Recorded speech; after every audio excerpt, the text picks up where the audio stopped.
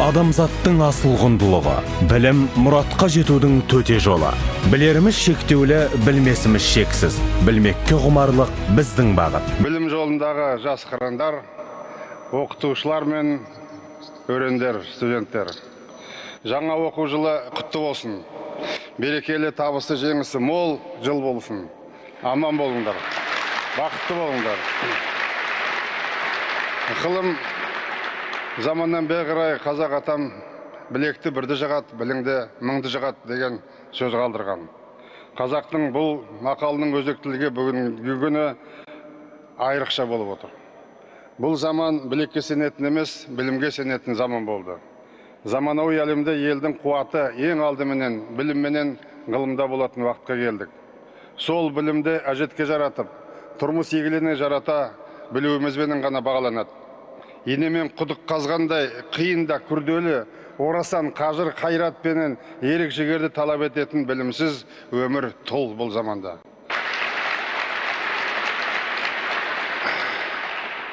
Сондықтан да мен басқа елді жұртты аралап жүріп, әр құрлықта университеттерде осында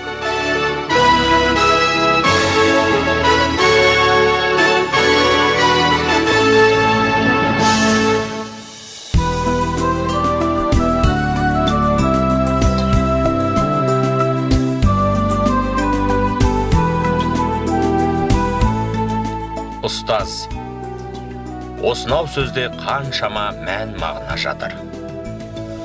Ұлағатты ой иелері де, арман оты жүрегінде алаулаған жеткіншектер де, парасатты қоғам қайраткерлері де бір адамға қарыздар. Ол ұстаз. Құрметті ұстаздар, алдымызда тағы да үлкен жақсы мереке келе жатыр. Ұстаздардың, мұғалімдердің кәсіби мерекесі. Достарын пайдаланып, баршаңызға мен біріншіден зор денсаулық, жұмыстарыңызда табысты болуға рұқсат етіңіздер. Мына қазіргі заманда, 21-ші ғасырда ұрпақ, келешек деген үлкен ұлағатты сөздерді әрине біздің болашақтың білімге байланысты. Сондықтан қазір ұстаздарға қаншама қиын талаптар қойылып жатыр, қаншама жағдайлар жасап келе жатыр. Сондықтан айтады ғой даналықта, ұяда не көрсең, ұшқанда соны аласың дейді. Сондықтан сіздердің мына көзге көрінбейтін еңбектеріңіз әр уақытта жанып, әр уақытта мына біздің болашақта біздің балаларымызға былай айтқанда солардың жақсыны көріп, соларға ұстаз болып, соларға білім беріп, істеп келе жатқан жұмыстарымызды біз өте жақсы білеміз, бағалаймыз. Алдағы уақытта келешек үшін, балалар үшін сіздер аянбай еңбек етесіңдер деп сенім білдіреміз. Отбасыларыңызға амандық, жұмыстарыңызға зор творчылық табыс.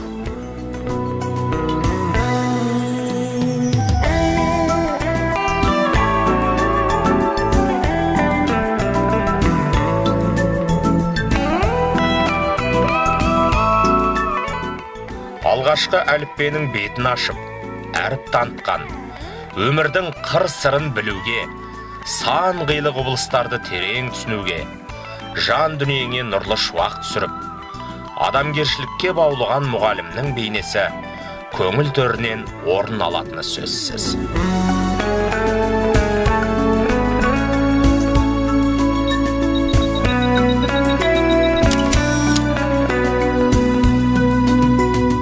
Ұстаз да дихан сияқты. Ол әр адамның жанына білім дәнін себет. Әр шәкіртін аялап өсіріп, өмір атты шексіз ғаламға топшысын қатайтып ұшырады. Дәлірек айтсақ, адамды өмір сүре білуге тәрбиелейді.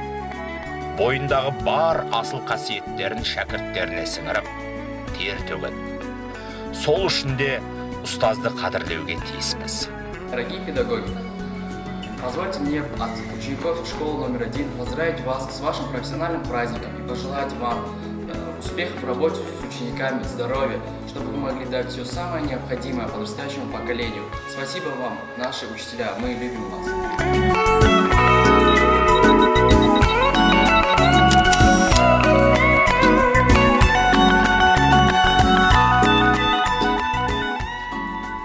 И специалистов всех профессий. Правильно, очень правильно. И школу заканчивают все, и помнят первый класс и космонавты, и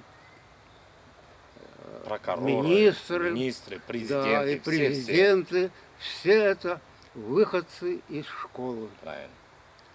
Поэтому желаю вам доброго здоровья, долгих лет жизни и много-много радостей. Пусть помнят вас за то, что вы именно дали людям путевку в большую жизнь. Спасибо большое. Вы тоже живите долго. Будьте счастливы, будьте здоровы.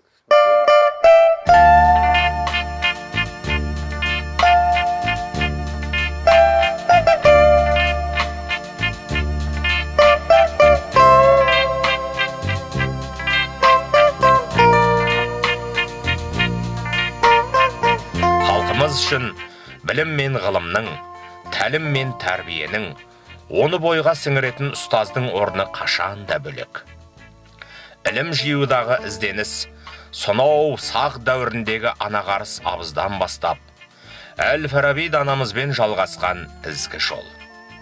Бабаларымыз ілім мен ғылымның тек ұстазы жақсы болғанда ғана ұстамы жақсы болатын дұрыс ұғынған. Ғылым таппай мақтанба деп жырлаған ұлы Абайдың да ұлтына ұран еткен аманаты осы болса, маған мұғалім бәрінен де қымбат. Өйткені мұғалім мектептің жүрегі деп дала қоңырауы Ыбырай Алтынсаринде ұстаздық жолдың ұлы құрмет екенін ұрпағына аманат еткен. Бүгінгі күннің өзегі жас ұрпақтың рухани кемелі. Балаларды ең бастысы ұлттық құндылықтарға бай, тіліне, діліне, тарихына, әдебиеті мен мәдениетіне, салт дәстүрге берік, рухы мықты, танымы мен тағылымы кең тұлға ретінде қалыптастыру барысында ең негізгі сында, салмақта ұстаздарға артылатыны түсінікті.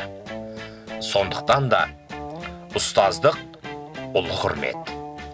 Себебі ұрпақтарды ұстаз тәрбиелейді. Болашақ ел басқаратын басшысын да, ғалым данасын да, еңбекқор диханын да, жер қазған кеншісін де білікті де парасатты пайымы жоғары, өз ісіне, шәкірттеріне деген сүйіспеншілігі бар ұлағатты ұстаз өсіріп тәрбиелейді. Сол ұрпақты тәрбиелейтін асыл ұстаздарды да сондай ардақтауға міндеттіміз. Ұстаз деген сөздің астында көптеген вә чоңқырылған мәналар жатыр. Егер біз чоңқырдың ойлап қарсақ, ұстаз бізге бұл өмірде білім беріш үшін келгенде. Біз башлангычты дәслеп хикметін мақтап келгенде, оң солымызды ва ақ қарын тонмадық. Біз әнде башлангычқа келгенде, ұстаз бізге ақ қарын тонтып ва башқымы білімден бәді. Ұстаз, сені мейіріміңа білән тәбриклеп, ішлеріңларға ұқтық ва кәсіплер тілеймін.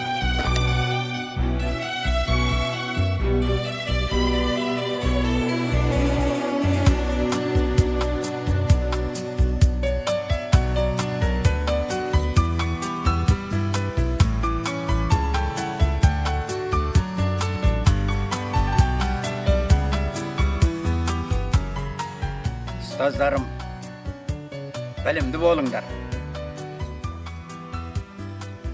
Оқушыларға сапалы білім беріңдер. Жүйелі тәрбие беріңдер. Халқымыздың әдет ғұрпын, салт санасын да балаларға түсіндіріңдер. Мерекелерің құтты болсын, балаларым.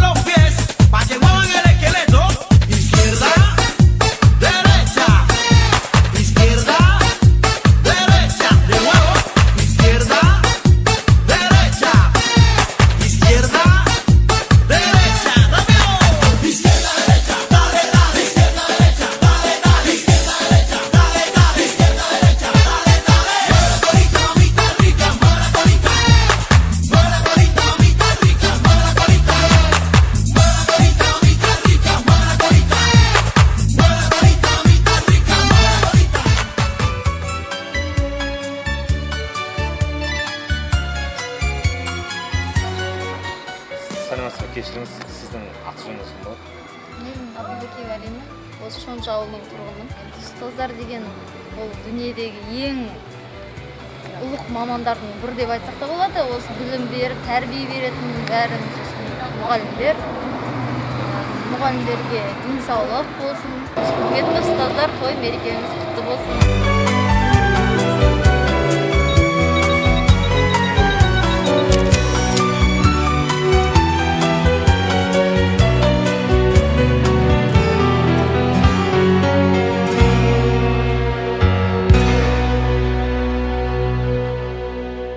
Елімізде 100 мектеп, 100 аурухана бағдарламасы шеңберінде 106 мектеп салынып қолданысқа берілді. 65 мектеп ауылда, 41-і қалада бой көтерді.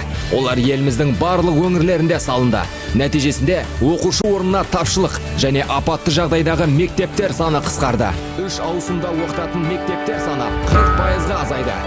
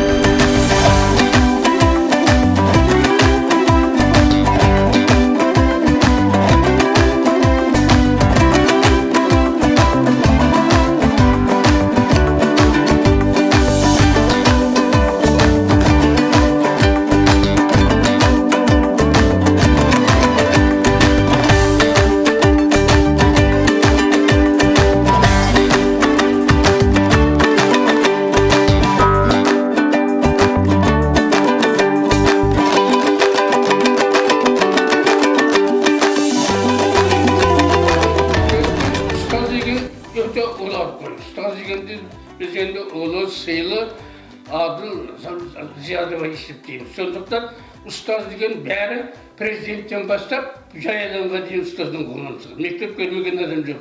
Sonuçta ustazga kimde olsa rahmetini aytadi. Ustaz barlık adamlar terbiyelegen, mektepten ustaz, mektep ana ustaz ata dep esepteyim men. Sonuçta sonun kolundan barlık ala bilip algan, sonuçta elim kalgı bär rahmetini aytadi. Sonuçta gelecek jastlarga bizden de жақсы бол. Zamanın sonunda Bazır Nazarbayev'in кезінде біздің елбасымыз Назарбаев дейтін әзір әлемде көрмеген, ғасырлар көрмеген жақсылықтың бәрін көрсетіп тұр. Соның артында біз Қазақстан әлемдегі ең алдыңғы 30 елдің ішінде тұрмыз. Сондықтан да біз осыны мақтанып, мен бірінші қазағым жасасын, Қазақстан жасасын, елбасы жасасын деп айтқан.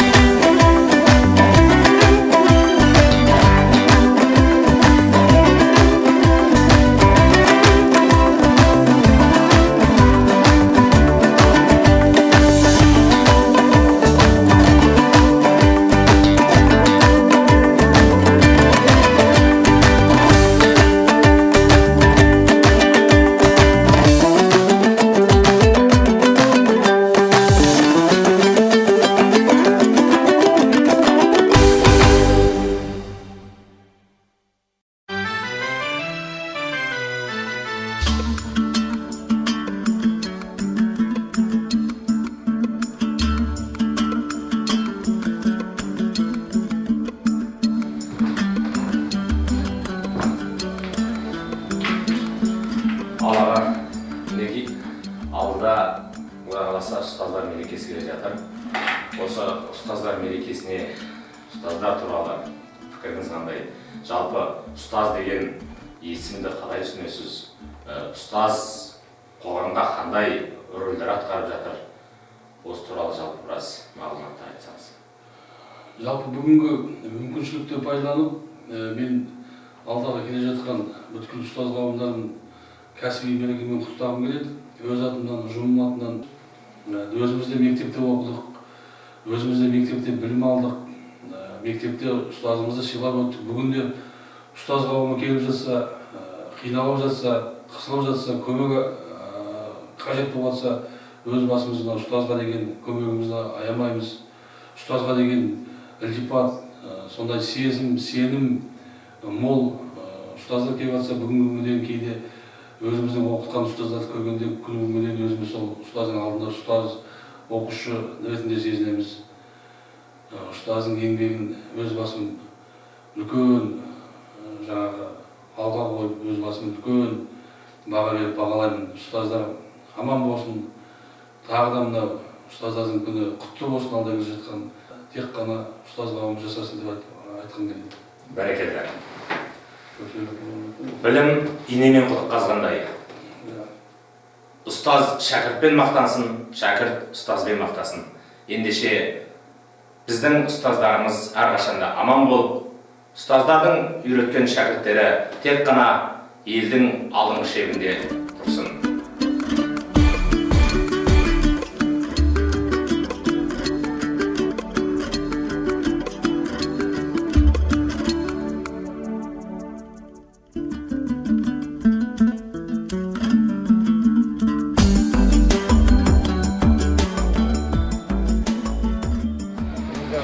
Ұстазымыз біздің енді айтқанда бізді оқытып, осы неге алып келді ғой бізді, әке шешеміз сияқты. Бізде қалай не қылса, мектепте де сөйтіп тәрбиеледі бізді. Енді мынау келе жатқан мұғалімдер күні құтты болсын дейміз. Бәріне денсаулық, өмір жастары ұзақ болсын. Жемістерін жейсін дейміз. Басқа не дейміз. Бәрекелді. Кел балалар оқылық, оқығанды көңілге ықыласпен тоқылық.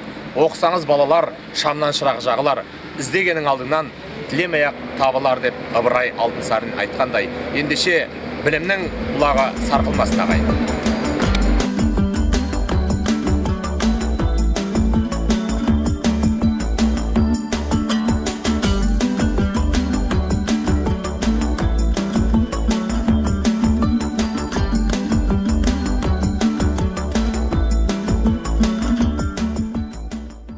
Ұстаздардың арқасында осы халге жетіп отырмыз. Ұстаздарға не дейміз? Келатқан төл мерекелеріңіз құтты болсын. Барлықтарыңызға жұмыстарыңызға табыс, отбасыларыңызға бақыт тілейміз. Әрқашанда ауырмай, біз сияқты ұлдарыңызды ержетіп, соларды биік белестерден көрсете беріңіздер. Сіздерге үлкен рахмет.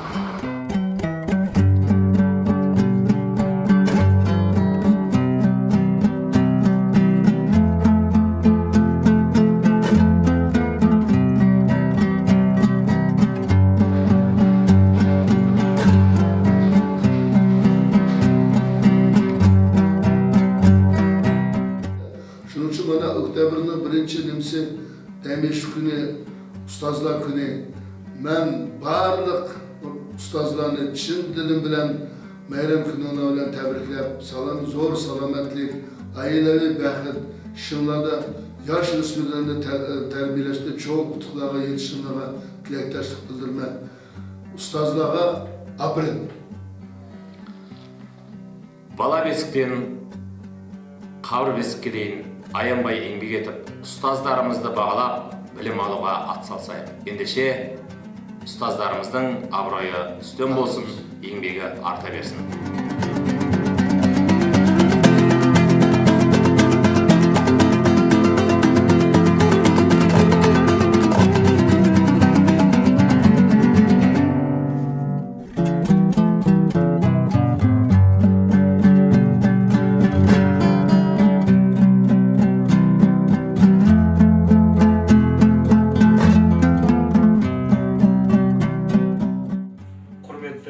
Ұстаздар, құрметті мұғалімдер, сіздерді алдыңызда келе жатқан кәсіби мереке тойларыңызбен қызған құттықтаймыз, шын жүректен құттықтаймыз.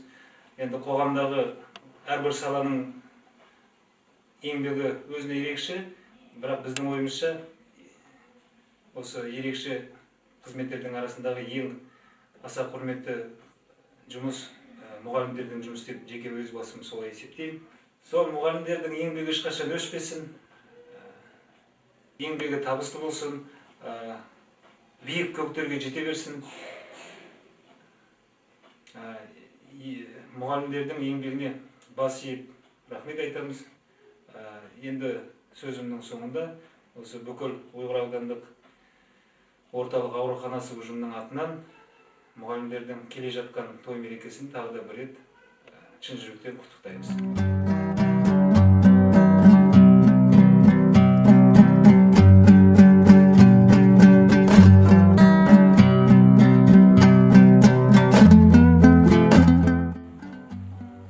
Әрбір адамныңки дүниеге келгенде оныңки тылы шығып, оныңки адам болып қалыптасуына біріншіден ананыңки тәрбиесі үлкен болса, екіншіде осындай маман болуымызға сол мұғалімдердіңки үлесі өте көп деп есептеймін. Сондықтан осы келе жатқан мұғалімдер күнімен барлық біздің еліміздің мұғалімдеріне үлкен табыс жұмыстарында үлкен жетістіктерге жетуіне тілектестік білдіремін. Құрметті мұғалімдер, сіздерді осы келе жатқан мерекелеріңізбен құттықтаймын. Сіздерге зор денсаулық, отбасыларыңызға амандық, осы мамандықтарыңызда үлкен табыстарға жетулеріңізге тілектестік білдіремін. Құрметті мұғалімдер, сіздерді келе жатқан мерекелеріңізбен Ұйғыр орман шаруашылығы мемлекеттік мекемесі қызметкерлерінің атынан құттықтаймыз. Құрметті ұстаздар қауымы, сіздерді білім саласы қызметкерлер кәсіподақ қамқор кәсіподақ бірлестігі атынан шын жүректен төл мерекелеріңізбен құттықтаймын. Денсаулықтың бәрін, білімнің нәрін балау үшін сарп еткен сіздерге тілейтін шығармашылық табыс, жанұялық жақсылық, денсаулық. Обырация сәрін айтқандай, мұғалім мектептің жүрегі. Олай болса сол мектептің жүрегі бола отырып, жас ұрпақты ұлтжанды білімде тәрбиелеу жолындағы жұмыстарыңызға табыс пен жақсылық тілеймін.